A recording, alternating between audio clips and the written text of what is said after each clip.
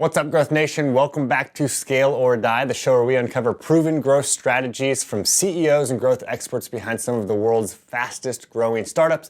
I'm your host, Dave Rogan-Moser, CEO and co-founder at Proof. And today we've got a new friend of mine right across from Proof office. We've got Kirsten Newbold-Knipp, who is the CMO at Convey. And since being the 99th employee at HubSpot, Kirsten has been a VP at BigCommerce, Gartner, and is now the CMO at Convey, which is a fast-growing software platform that perfects last-mile delivery for retailers like Eddie Bauer, Jet.com, and Neiman Marcus. And so we're going to get into Kirsten's story here in a second, but before we do, as I've studied startups, I've found that there is a group of people who have changed the internet in massive ways that are affectionately or maybe infamously known as the PayPal mafia. And this is basically a group of the early founders and early employees at PayPal that have gone on to start huge companies like YouTube, Yelp, Kiva, Tesla, SpaceX, and several more that have basically become this powerful unit out of this one single company. And I've started to do Scale or Die and study B2B SaaS. I've realized there's this same thing happening with HubSpot. And I've kind of started calling it internally the HubSpot mafia. I think this is actually our 6th or 7th guest that had early beginnings at PayPal. We had David Cancel from Drift, who was episode number 1, Jonathan Kim from AppQs, Brian Balfour, Kieran Flanagan. A bunch of these folks are coming out of PayPal, out of HubSpot. It's just amazing how much impact that one company has, and I'm kind of seeing the benefits here. So I want to dig into that, Kirsten, and find out a little bit more about it. But I guess in your opinion, what was it like starting at HubSpot in the early days? And then do you see that and do you feel that yourself, that there is kind of this mafia and this kind of zone of influencing happening all over the internet because of your time there? Yeah, I'll answer the second part first and say absolutely. Certainly what's been really fun is a lot of the relationships that I built during those early days at HubSpot are ones I still have. And we have a HubSpot alumni group that participates on some Facebook groups, on LinkedIn. We do little reunions sometimes, which are really cool. And even it was funny, I was listening to a podcast the other day where Brian Halligan was talking about some of his experiences.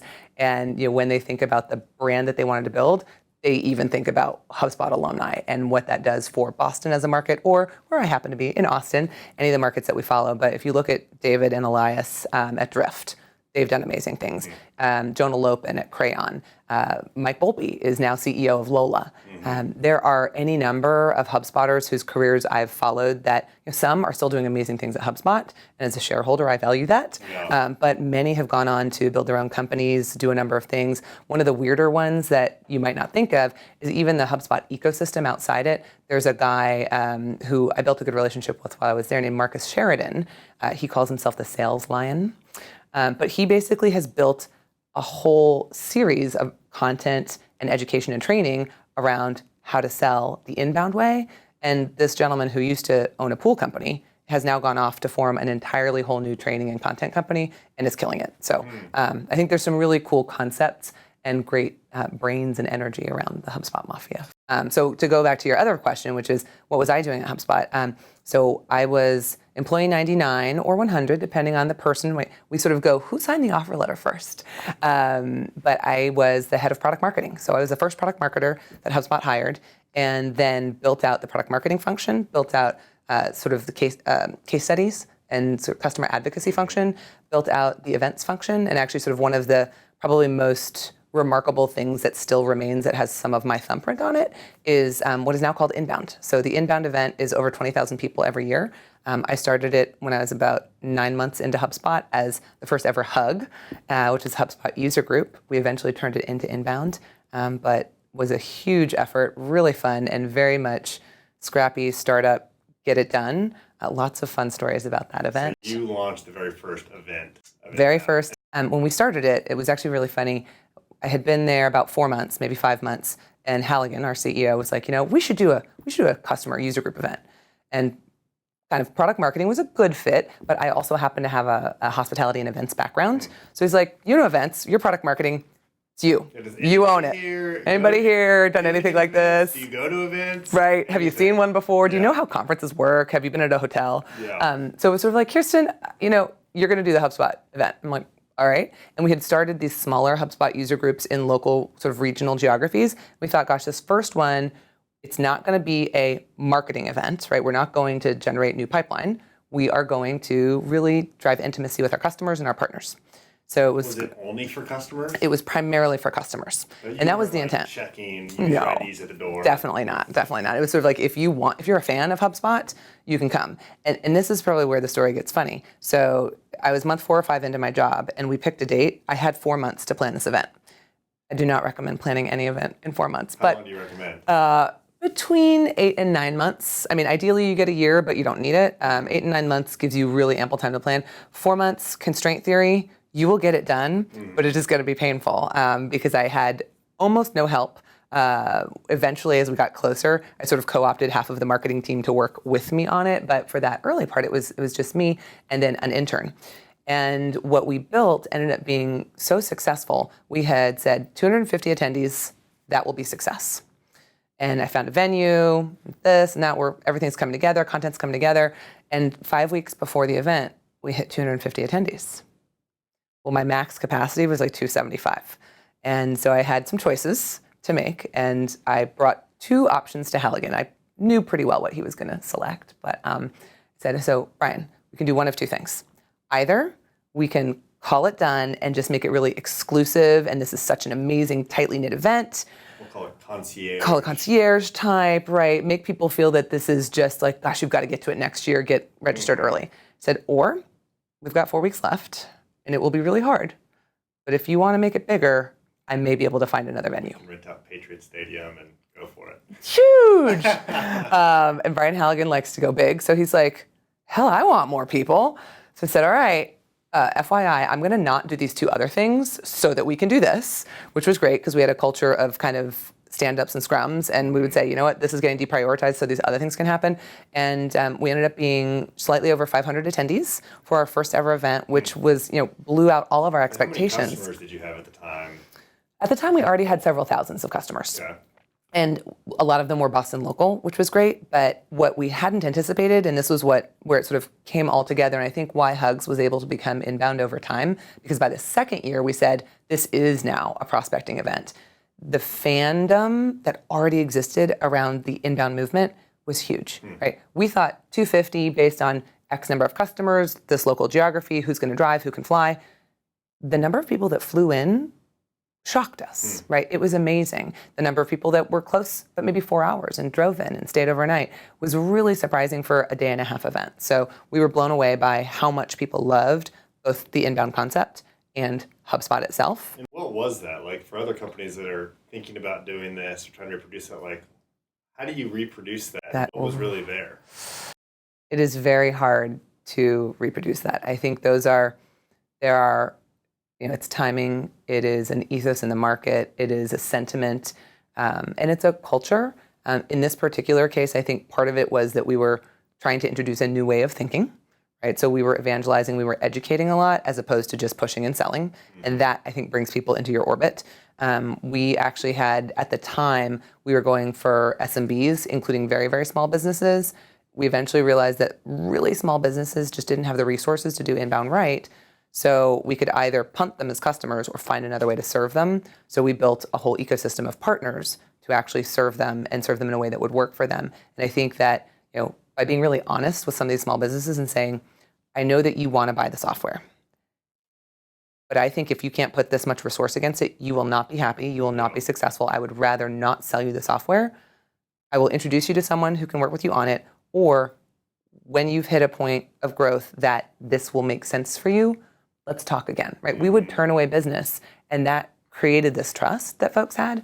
But then on the other hand, you also had employees that really gave a damn. What was interesting about that ethos and what you guys could potentially replicate as well is that because HubSpot started with the SMB market and then moved up market, there's this real idea that like you're helping a business. It's not like, oh, I'm helping GE or Amazon, which feels like this kind of entity that already is very successful. It's like, I'm helping Jim grow his 10-person lawn care firm, or I'm helping Mary, improve her baking business. And if I let her down, I'm really sad. Right? And that actual caring about your customer really came through in everything that we did. And I think that created that fan base. It seems like people started with, I like the way these people think, like HubSpot. I like the way they're thinking. They're describing the world the way I'm seeing it and feeling it. And then like past that was, okay, I also like their software. Where I think a lot of like software companies just go straight to, here's our software. You skip over the like indoctrination into like how we see the world. And it seems like that's always flowed really naturally out of HubSpot. Is that kind of how you guys like thought about it? Did you like intentionally cultivate that?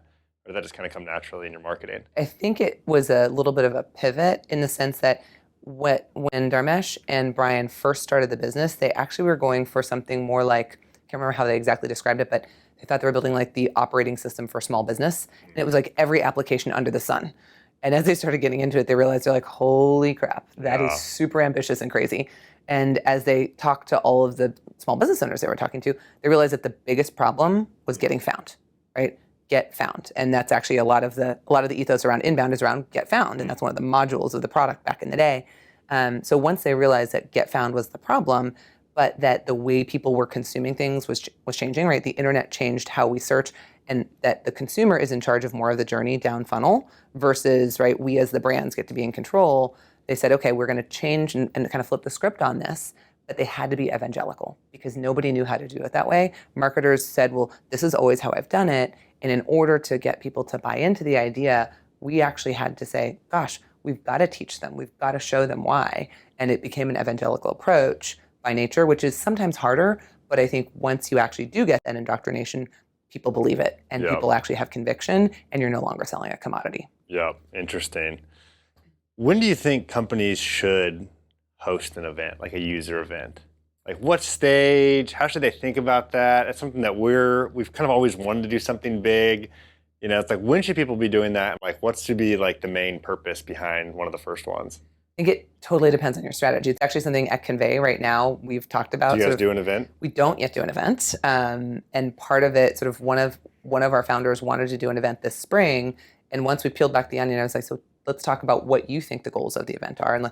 And we realized every stakeholder had a completely different vision of what an event was for. Mm-hmm. Our head of sales, 100% prospecting, right? He wants a prospecting event. Our head of If they're customer, a user, he doesn't even want them there. it's like he wants them there only so that prospects can rub up against him, right? Yeah. You know, our head of customer success, who's one of our co-founders, he wanted it for customer intimacy, really sort of bringing those customers together. So his vision was something more like 20 people, customer advisory board dinner. Mm-hmm. Sales is like, I want a huge blowout, right? Marketing, I want something in between because I think it serves multiple purposes. And I would say that we as a company don't yet know what we need that focus to be. So what I'm actually looking at doing is towards the fall, basically identifying what are the key elements that are really important for what the business needs to do in 2020, and what then should an event be in service of if an event even is relevant for us. And for customer intimacy, it's fantastic. For partner development, events can be great. If you want to do a lot of prospecting, it's actually really hard to pull that off without first building a community around your content, your thought leadership, your ideas.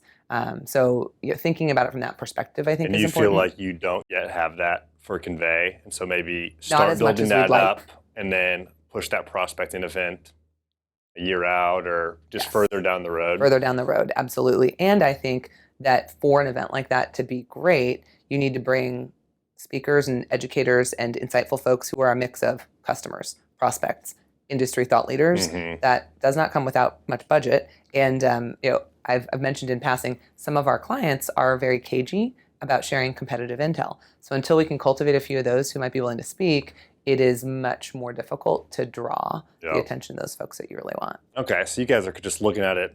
We want to do this far out. Let's work backwards. How do we kind of ramp up into that kind of event? Absolutely. And are there other things that we could do in the interim? So for example, because we're enterprise in nature, when we attend other events, sometimes we'll sponsor, sometimes we'll just do what we call a salon dinner. And a salon dinner, literally that's this customer intimacy and prospect intimacy. Mm-hmm. We're not pitching, we're building relationships. We got 10 people having a really nice dinner at a nice restaurant, talking about last mile delivery, talking about the problems they want to solve.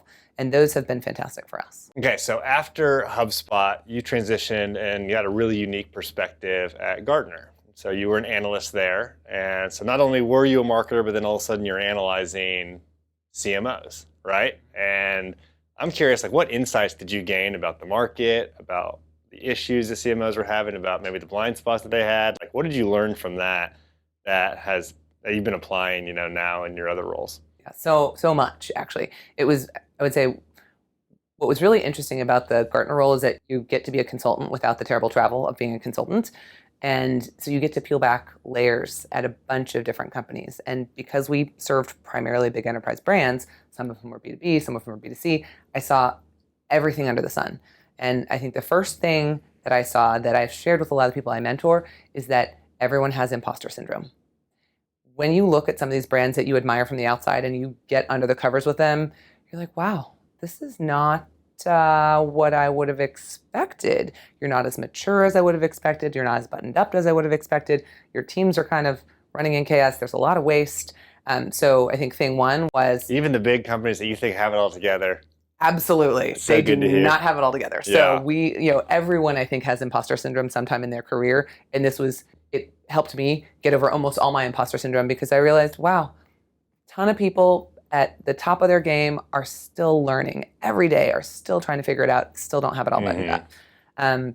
The second thing that I learned, and this was a bit surprising to me, partly because I got shaped so much of it, both at HubSpot, SolarWinds, and even BigCommerce, we had more, I would say, slightly lower price points, a little more transactional model. And because of how we marketed, marketing was involved really far down the buyer's journey, right? It wasn't sort of, we deal with the brand and we get you a few leads and then we're out.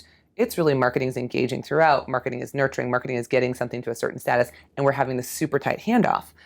When I looked at the brands that I was talking to and I would ask them, CMOs, so how do you measure success? What are you bonused on? How is your CEO measuring you? The number of them that literally were about brand and engagement shocked me to no end. Very few of them measured themselves on pipeline. Very few of them actually went down to revenue. And it was really only the most sophisticated brands that were actually thinking that far through, and maybe that even had NPS or other customer satisfaction metrics that were part of the CMO's scorecard. What was so interesting is they're sort of like, well, I get them here. It's everybody else's problem what we do with them then. And I think... And how did they measure getting them here? Was it like just super top of funnel? They filled out a lead form, or usually was it so let's say it was a B2C brand. It might be brand awareness surveys, share of market, share of voice surveys, those types of things that are interesting, but not necessarily indicative of total success. Some of them would have all the way down to share of market in terms of revenue that they were measured on. But it wasn't necessarily something that then helped the rest of the operation think about, well, you got them to this level, what do I do now? Which was pretty surprising. In B2B scenarios, often it would be very top of funnel lead count, and that was about it. I had one CMO at a company that was something you and I never would have heard of, but it was a construction company. They made construction materials at a sort of enterprise global level. I think they were maybe $200 million company, so not huge, but sizable. And her only metric was PR mentions. And she was a CMO. Yeah. And it just sort of showed where the mentality about marketing for this particular entity was. So I think a lot of lessons learned around both, what does good look like? How should you think about really measuring success? How do you build marketing metrics that reflect the strategy of the company and that can help the company grow, as opposed to sort of taking an order. And I've talked to sales leaders who say things like, I wish my marketing team weren't just order takers. And hopefully they're collaborating with their marketing team to try and help them not be. But it's also the marketing leaders' incumbency sort of to say... Who do marketing leaders feel like they generally take orders from? Probably sales. Okay. More often than not. A lot of times it's sales saying, here's what we need, we've got to have these requirements. The marketing has to kind of go figure out how to do that. That's kind of typical from what you've seen. That's pretty common. And it is not the ideal way of doing it. It really should be a partnership. Ideally, marketing is both involved in sort of corporate strategy, but also core go-to-market strategy, right? How are we planning to develop this? And then working with sales on what are the right tools, assets, leads, you name it, needed to get there. The days of, hey, I need a data sheet, I need a data sheet, I need a data sheet, those are really reactive, and typically one new data sheet isn't going to help you close 20 deals. That's not the problem. What's a data sheet? What's a data sheet? That's a great question. It is a very old school B2B one-page document about your awesome product. Okay. Nobody wants a data sheet. It is usually... I don't want a data sheet. You don't want a data sheet. I've never heard of one, and I don't want one. When someone in sales comes and says, we absolutely need a data sheet on this, I cringe, and I then step back and sort of try and figure out, well, what's the problem you're trying to solve? Yeah.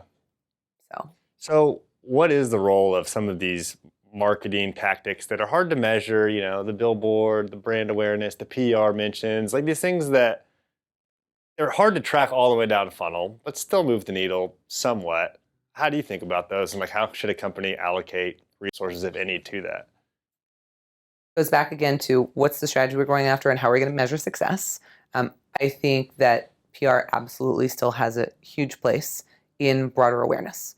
And it tends to be something that, right, when I think about how am I measuring PR success, there's not only the actual sort of quantity of things that occur, but how does that impact basically branded organic traffic, right? What is my ratio of branded organic to organic traffic? Branded organic traffic is often very influenced by the PR halo that is created through all of the activities you're doing. You can't measure all of it, but there's also the go to a trade show. Have you heard of us before?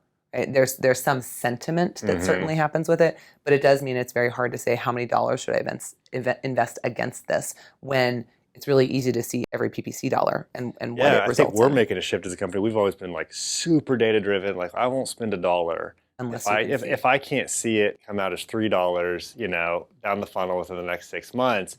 And with Scale or Die particularly, we're in this uncharted territory where it's really hard to measure how well is this working. And just because the analytics, you can't track a lot of stuff through iTunes. I can't see it all the way through. Plus, it's like, you listened to a few episodes, earlier this week. It's like, what's the value of that? Like, if Convey signs up for proof someday, like how much of it do we attribute? And it's just like we're in this new thing where qualitatively, I'm hearing a lot of good things. I'm having investors text me and say, hey, listen to episode, I really like it. It's like, what's that worth? But it's really hard to track that into dollars. But we're like, this seems like it's a good thing. Yeah. We're in over our heads a little bit with like thinking about how do we kind of track this. Track it. I think so. That's where I think there's sort of a bullwhip effect going on in marketing. And in fact, a lot of the marketers I worked with at Gartner had this problem. As soon as their CEOs or their CFOs often would see, oh, I see you're measuring ROI on all of these 4 channels, thing X, thing Y, add this, add that, right? They're like, why are we doing anything in events? Why are we doing anything here? Why are we refunnel all of that money into some of these paid media that are super attributable? Unfortunately, they're sort of missing the forest for the trees. And whatever you want to call it, different people call it different things, but lift is maybe what, right? Because everywhere you go, right, 7 impressions, however many impressions it really takes for a human to actually engage with a brand and remember. What you're doing in these other channels has absolute interchannel sort of connectivity to the paid media that you have. So we actually, probably one of the more interesting experiments that we had done when I was at BigCommerce, we actually turned off a couple channels, and it wasn't immediate, but like 3 months later, the existing channels performed worse.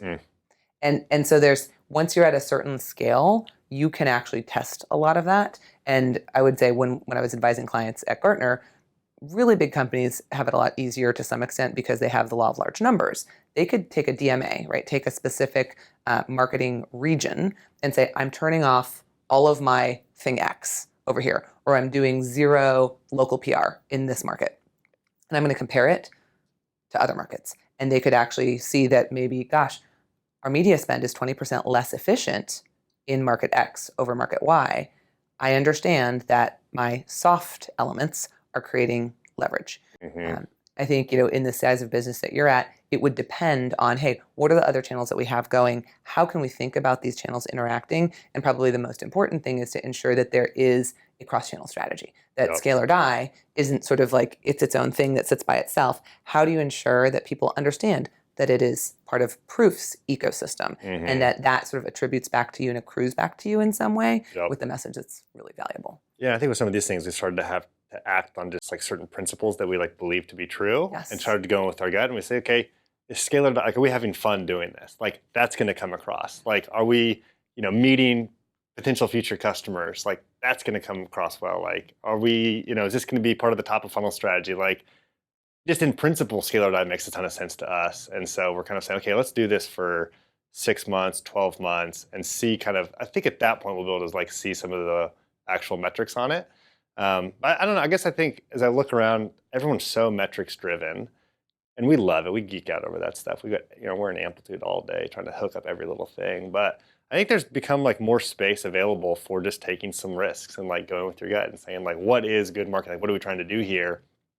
And I don't know, it seems like it's opened up a little bit more because everyone's shifted so hard over to data.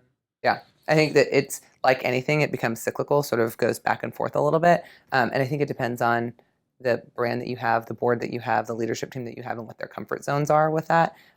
Some people that I talk to have very little flexibility to experiment, and others, and I would certainly say the leaders, typically are either literally carving out budget, carving out time, carving out mind space to actually do some experimenting, because you don't know what's really going to work or not, and sort of coming up with an innovation that is great for your audience is exciting. But a lot of your tests aren't going to work. That's the other thing, right? There's the creating a culture where failing is okay. Fail fast. Don't make the same mistake twice, but be able to take a risk. Yeah, totally. So I want to talk about the relationship between sales and marketing. Yeah. We don't have sales here. I feel like this is your jam. How to have marketing work with sales well, how to create agreements there, how to create handoffs well. Talk to me about, like, what do I need to know as we think about, like, building out a sales team and having that work well with marketing? What have you seen? What are you guys doing at Convey, and what works well there? Yeah. So at Convey, actually, we have what's been nice. So I started about 10 months ago, and sales used to run marketing because it was a really small marketing team. And so there were already really, really good ties between the two people on my team that I inherited, both of whom are fantastic. I was so thrilled to be able to grow them and the team. We're now physically separate teams, but we sit side by side. And we have sort of created, and I've now actually even got my head of sales, Chris, saying the words, we've got smarketing culture. And I was mentioning that smarketing is something that, I don't know if we invented it or not, but at HubSpot, we use the term smarketing. And one of our first sort of sales advisors and gurus who's still engaged with the company is amazing, a guy named Dan Tyre, who would be really fun to interview, actually. Okay. Is he here in Austin? Or? He is not. He's in Arizona, Okay. but he travels a lot, and he's amazing, and I bet there's a way to hook that up. So I'd love to help you with that. That would be great.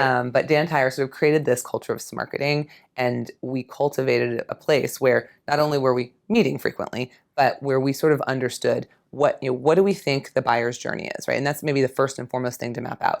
Your buyer's journey at Proof is going to be different than our buyer's journey at Convey.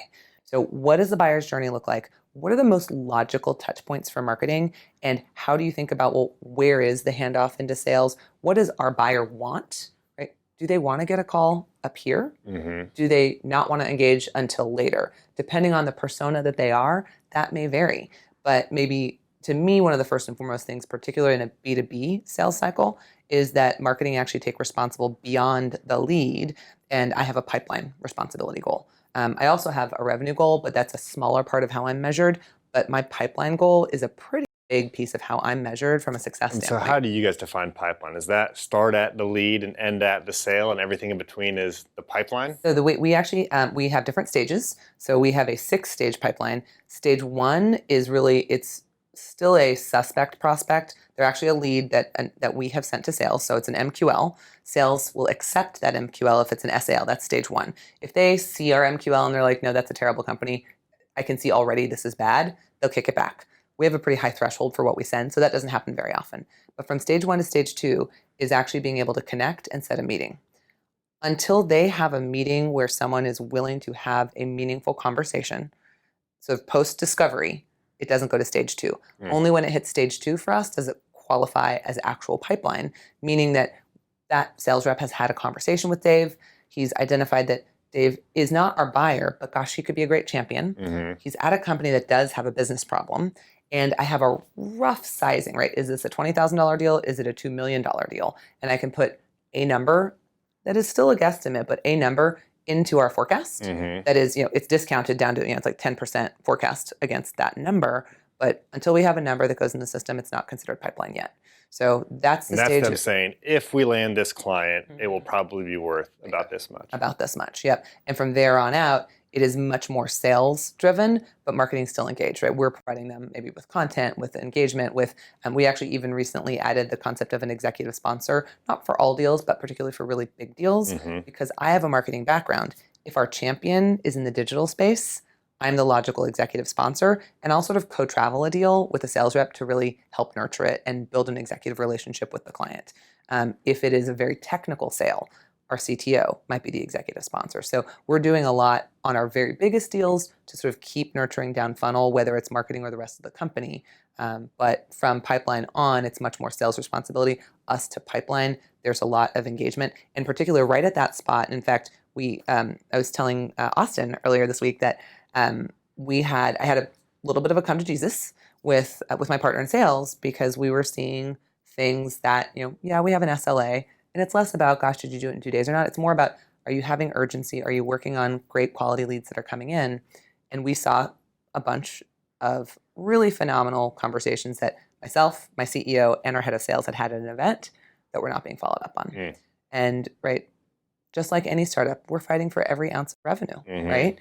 If you let those go cold, those opportunities are totally gone. So you say SLA. So you guys sat down, you kind of said, okay, here's what we think we can provide you. And he kind of comes back and says, okay, well, we need this and that. And you say, okay, I can do that, but I need you to follow up. And that seems like a really critical agreement. Super critical agreement, right? We say if pipeline needs to be, I'm going to make up a number. Pipeline needs to be $4 million going into Q2. And we said, in our case, that's $4 million if you added up the dollar amounts of those. All the dollar amounts of those potential deals. There's $4 million in here right now. $4 million in here right now. And of that $4 million, X number will melt out and we'll nail 1 or 2 million, let's say. Let's pretend that that's the number. So then we say, great, marketing's going to contribute 50%, sales is going to contribute 50%. That's our goal. And not every company is a 50-50. Many companies have 20% marketing generated, 80%. It varies. What does that mean, marketing would generate 50%? Meaning that they're coming from our leads, our sales, our... because sales is also doing outbound? Sales is also doing outbound, correct. But if it was all inbound, it would be 100% would be marketing. Okay. Precisely, which is where, that's what's... at HubSpot, one of the reasons this probably became my ethos is we were all inbound to begin with. We later added some outbounding and partner channel, but to begin with, it was all inbound. So if marketing wasn't producing it, sales wasn't getting it. Okay. So in this case, enterprise, it is much more common for there to be more sales outbounding. But so we agree on what our split is. From there, we back into, if we have these conversion ratios, then this is how much we should be putting in at each stage. But what we observed is that our conversion ratio compared to historicals was going down at a certain stage in the funnel. And so we did peel back the layer and we said, hey, we'd already agreed that you guys are going to work them in 2 days. We're going to do this. It's not happening, right? Stuff has fallen on the floor. Do we need to add more BDRs? Do we need to add more? And it's not you're bad. It's more of it's not working. How can we make sure it works? Because the conversion ratio is decreasing even though we actually increased quality. Interesting. And if they let those fall through the cracks, again, no one's fault, just fix the problem. If they just fall through the cracks, that'll reflect on you and your team and your metrics. Absolutely. And on the whole company. The sales. We're not getting the pipeline built, which is an early indicator that we're not going to sell, right? And all of those opportunities that are actually there for the taking aren't being worked. And what was interesting is we identified 2 process problems that were unbeknownst to us, and then 1 culture problem. And both things have been addressed. And actually in the last 3 weeks, the company, between both sales and marketing generated, has built more pipeline than we've ever built in any stage in the past, right? So very cool. Maybe a tough conversation, but not I blame you conversation. Very much something's not working. Let's drill down. Let's look at the numbers together. Let's understand, is it behavior? Is it process? Is it tooling? And it could be any number. And we found literally two process items that just had created some issues. Where have you seen sales and marketing break down at other places? A lot of areas. Probably the first one is when it becomes a he said, she said, or a blame challenge sort of issue, right? I could have probably gone into this tough conversation with my head of sales and said, your team sucks. They're not doing their jobs. You need to shape up, or I'm going to go tell the CEO, right? That could have been the conversation, but that would feel very juvenile. Instead, it was, this isn't working. We have a problem. Here are some things I've identified. I'm not going to say it's one person, one thing, whether it could be lead quality. I need you to tell me if that's what it is, but let's drill down and figure it out. P.S. safe space conversation. It was some of the things that I shared with him. I'm like, nobody else is ever going to see these numbers or these things. We're going to solve it. Yeah. If we can't solve it, then we could escalate, but we don't need to escalate. I know you and I can solve it together. So I've definitely seen people play the blame game as well. There are also areas where maybe you have a sales team that isn't process oriented and that won't adopt a process. And that's really hard. In today's day and age, we have so many tools to help us do a better job. And if we're not able to see in the tools themselves what people are doing or not doing, and it's sort of like, I'm a salesperson, I go into my corner, I pick up my phone and I do my thing. without reporting out on any of it, we can never know what is or isn't working. And that becomes really hard because it's sort of a black box when there's no communication between the teams. But similarly, I've also seen sales organizations that look to marketing primarily as a collateral engine, right? And they're just saying, I need data sheets, I need brochures, I need you to make a pretty booth. If that is all they believe marketing has to contribute, which is generally not the case, then it's already going to create a relationship that's suboptimal. Have you found, this is something I've seen and heard, that when buyers in B2B SaaS come into the market, they've already checked out companies. Like, sales is not this thing that it used to be where it's like, I'm going to come in, I'm going to tell you about us, and I'm going to sell you, and I'm going to move you across the line. It's more so, hey, I've already looked at you, I know everything about your product, I know everything about your competitors, I got a few questions, is this right for me? Have you guys found that to be true? To some extent. So I would absolutely say that's the sort of, as sales and marketing become more inbound, people have so much access to information early on in the because buyer's of things journey. Like Gartner, because of G2 Crowd, because of these things. Trust radius, you name it. I'm not going to get on without knowing a lot. Exactly. I know a good bit.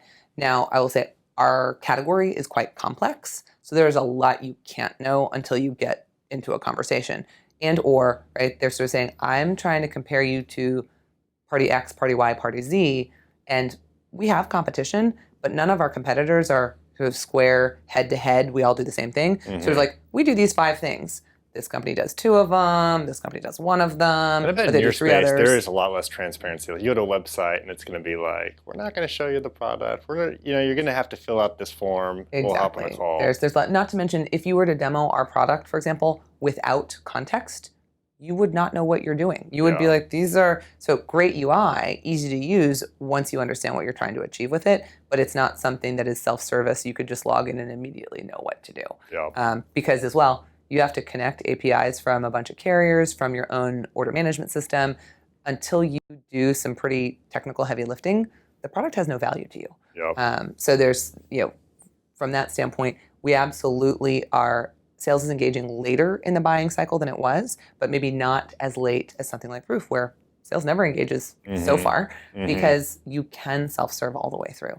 But certainly there's actually a lot of research talking about how that's changing and how far along the buyer's journey B2B buyers are before they choose to engage with a sales rep. And I think that means that's why also sales reps have to change their behavior and sort of look at, gosh, what are the 22 pieces of content that Dave looked at before he decided to pick up the phone and let me call him.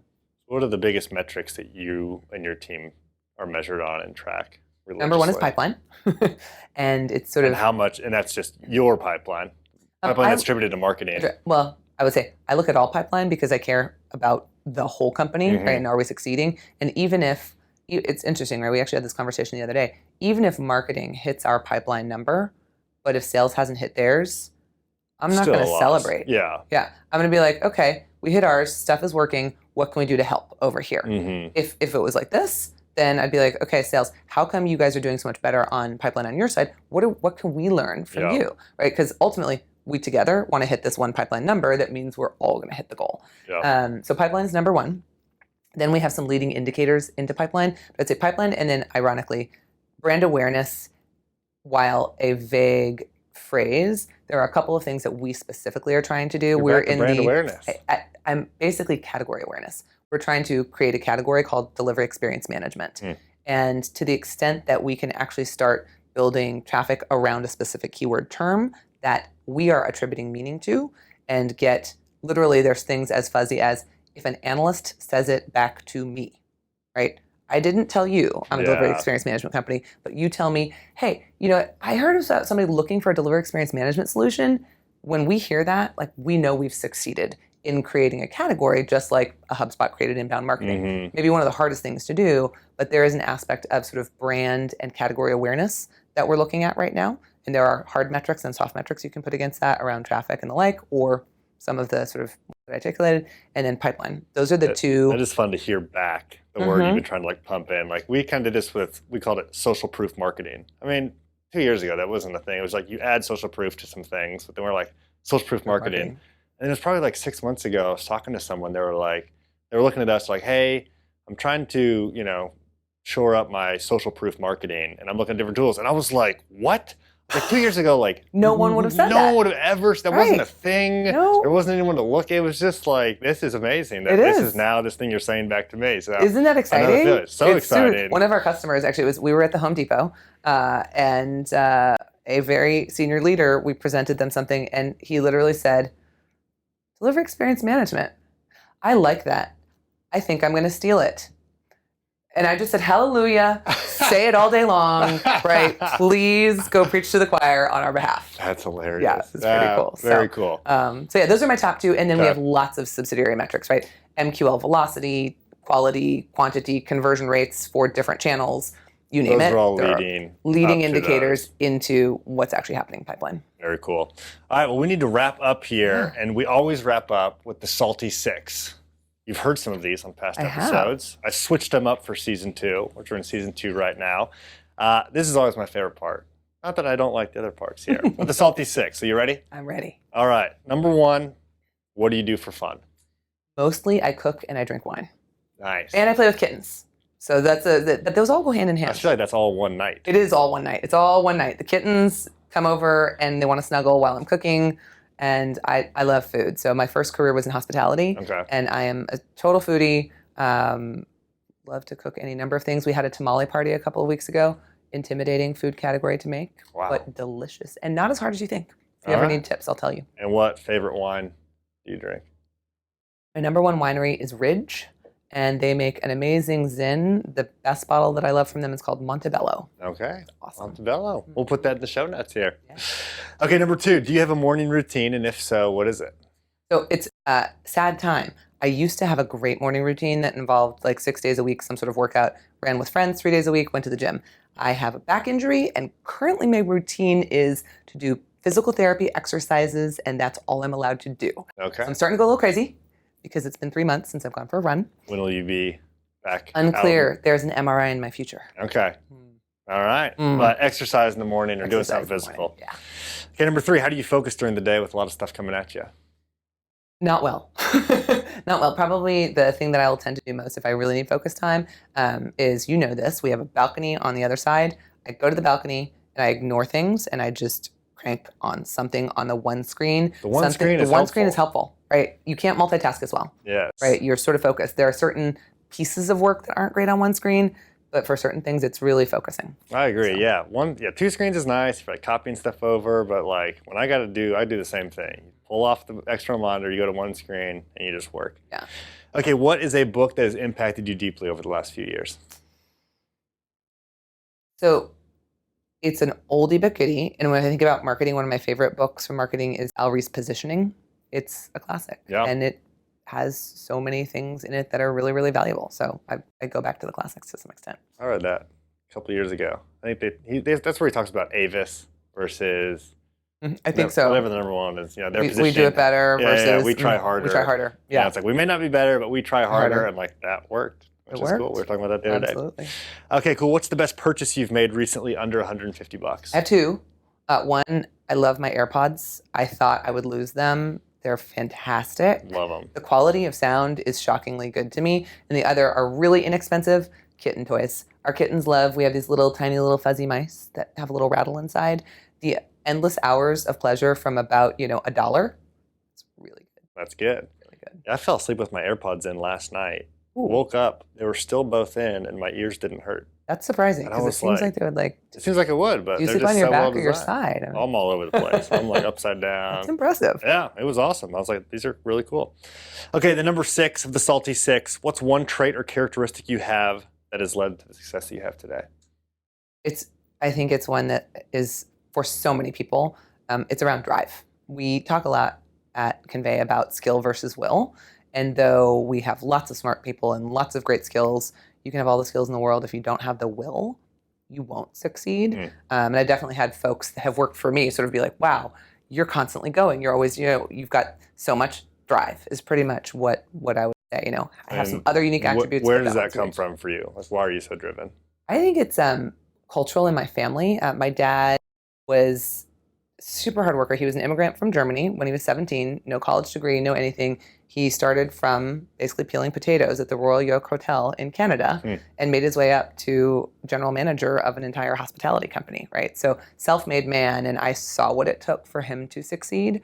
And I think that just sort of instilled, we're like, well, that's how you do it. So it's more normal for you to be this way than not. To not. I literally don't understand if my husband's out of town and I'm home, like I don't sit down and watch TV because that's just not something I do. I'm usually, maybe I'm calling a friend, or I'm working on the garden, or I'm doing work, or working on one of our we have several side hustle businesses. So there's always something that you could be doing to progress yourself, your career, your life, your family, your friends. Yeah, I was talking to my dad last night on the phone. We talk once a week on the drive home. We started this little tradition, and he had just sold off, he sells insurance, and he just sold off part of his business. And then he was telling me he's just hired a consultant to train him on new prospecting methods. And I was like, and he's going to retire in like 5 years. I was like, prospecting? I was like, Dad, what are you doing? Like, he's like, this is what I do. He's like, you sell off part of the business? He goes, and I'm diving back in. He's like, I don't know what I would do otherwise. Exactly.